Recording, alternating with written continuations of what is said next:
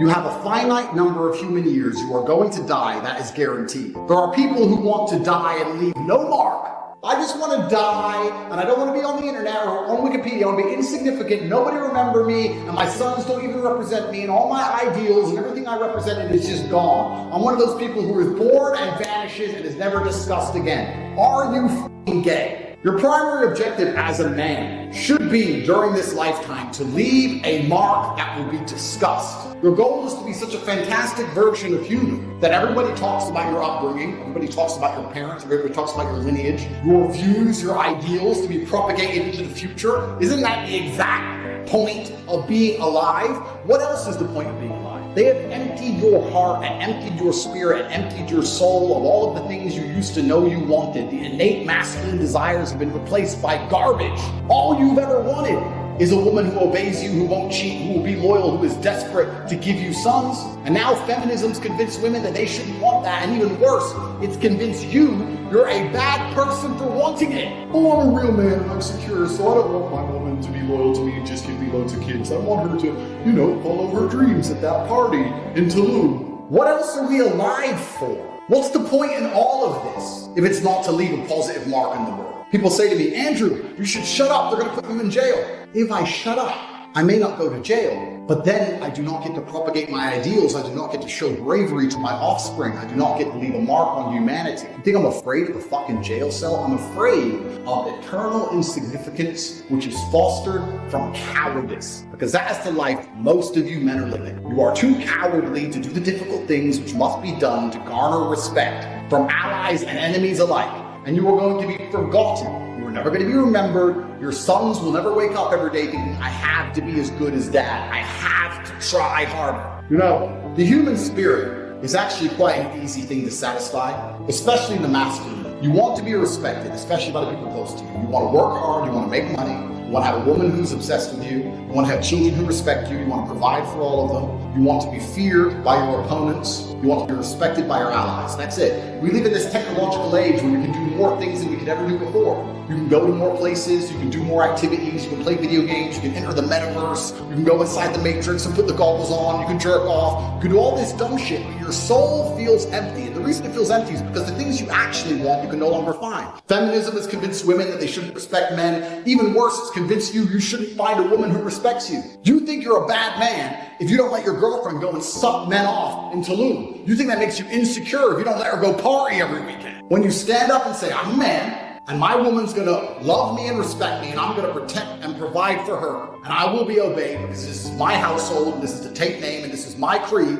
you're labeled misogynistic. Even worse, if you're successful enough, they'll do what they did to me. They'll label you a terrorist. When masculinity is more needed than ever before to protect families and protect society, they're decimating it in real time by the slave mechanisms, all with the goal of emptying out the cups. You are a glass, and they're trying to empty you out, get rid of every single drop of water so they can fill you with poison instead. You have to be empty before you're filled up. Think about the things that even make you smile nowadays. Is it a woman telling you that she couldn't leave you? Does she even listen to you? No. Do your children look at you like a superhero? Do people fear you? What makes you happy? Video games, sports teams? What if you make enough money on crypto to buy a Lambo and then fuck some whore every once in a while? Does that make you happy? Are you a man now? This is why I quit drinking. People often ask me, Andrew, why'd you quit drinking? Because I have things to do now. When I was younger, the world was a very different place. 10, 15 years ago, the entire world was different than it is now. And now we're in an age where the oncoming enslavement is so palatable. You can feel it. You can smell it, you can touch it. All you can possibly be doing is preparing for war. I'm a billionaire to do anything, and I spend most of my day training, making money, and educating my sons on how difficult their life's gonna be. You have a lot less money and resource and capability and fame and knowledge and intellect than me. What are you doing with your time? Going to the bar. Whoa, a girl! If a girl doesn't give you children, she's not a whore. You don't need to talk to her. She's to give you offspring and to respect you and love you. She ain't doing those things, you don't need her at all. You're always going to feel empty until you just admit what you do. The beauty about it is these things must be earned. People say women are ruined and feminism destroyed them. It's true. Women are ruined to the point that their standards are now much higher. You can get a woman who will dedicate her life to you and trust you completely, but you have to be that guy. The winners will get higher scores than ever before. The losers will be decimated in real time. The Western world is collapsing. Slavery is coming for everybody.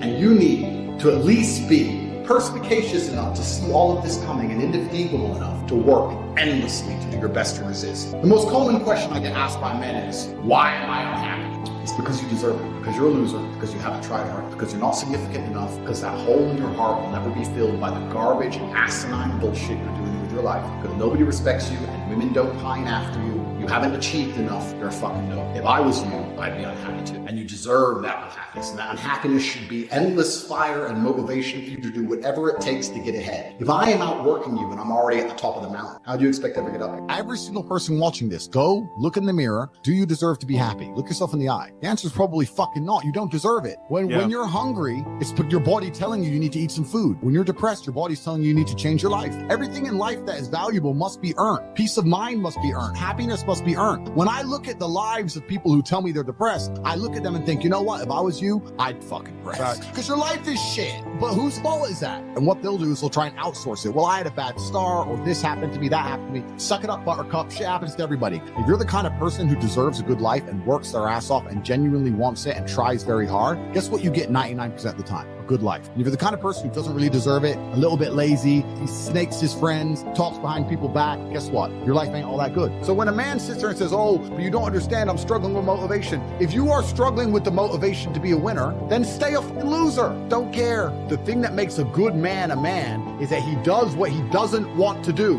He doesn't want to work and he works anyway. He doesn't want to get up, he gets up anyway. That's the whole point of it. We didn't want to die in the Titanic. Guess what happened? We died in the Titanic. I have no interest in being happy. I wake up and say, how can I be proud of myself? What can I achieve that makes me proud of myself? How can I do things that make other people respect me and are proud of me? How do I have a day which I complete when I come home? The woman who's in my house says, wow, there's no man like you. How do I live a life so my children look at me and go, Dad's a superhero? How do I make my mother call me and say, I couldn't possibly be more proud of you? For me, happiness is not a good indicator on how life should be lived. When people come to me and say, I'm not happy, I say, why should you be happy? Who told you should be happy all the time without working for it? Happiness is at the top of a mountain somewhere. You ain't been anywhere. You haven't even climbed it. Happiness is the number one thing that must be earned. And I'll tell you that my happiness is based on very real world achievements. I couldn't be happy if I was broke. I couldn't be happy if I was obese. I couldn't be happy if I was lonely. I couldn't be happy if I wasn't respected. I couldn't be happy in those scenarios. So I made sure none of them scenarios came true. I have earned my happiness via hard work. And every single guy who hasn't got it probably doesn't deserve it. The universe is very giving and very fair. People seem to think that the world is unfair. And those are all the same people who tell themselves they're unlucky. I believe God is a very giving being. And that if you're the kind of person who deserves a good life and works their ass off and genuinely wants it and tries very hard, guess what you get 99% of the time? A good life. The universe is pretty fair and pretty balanced. I've yet to meet somebody who gets up every day, does what they're supposed to do, works hard, goes to the gym, makes their money, looks after it, is sensible, doesn't blow it, etc., who then fails. You may want something, but you certainly don't deserve it. And that's why you don't have it. As a man, you have a burden of performance.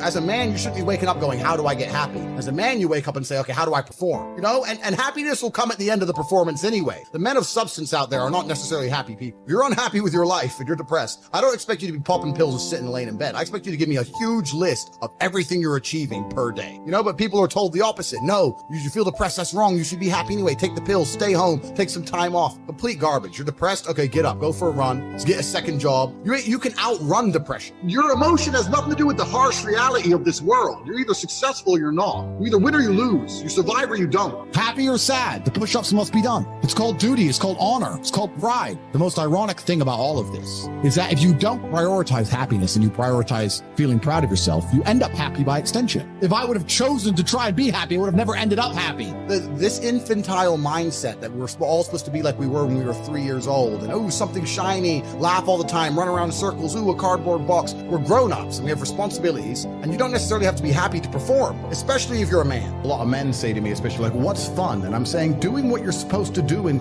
fulfilling your duty and being proud of yourself is fun. That's the only fun you need. You don't need the fun of trying to chase all this garbage and this hedonism and this black hole. That doesn't lead anywhere. It only ends badly. And I think that's also one of the problems with Western society, where the youth are obsessed with fun. I'm bored. I want fun. They're also selfish. They're also self-obsessed with how they feel. This teaching a whole society and teaching a large contingent of the youth that how they feel plays paramount over the world. If you feel sad, that's all that matters. Not, well, I feel sad, but it doesn't matter because I'm doing the right thing. No.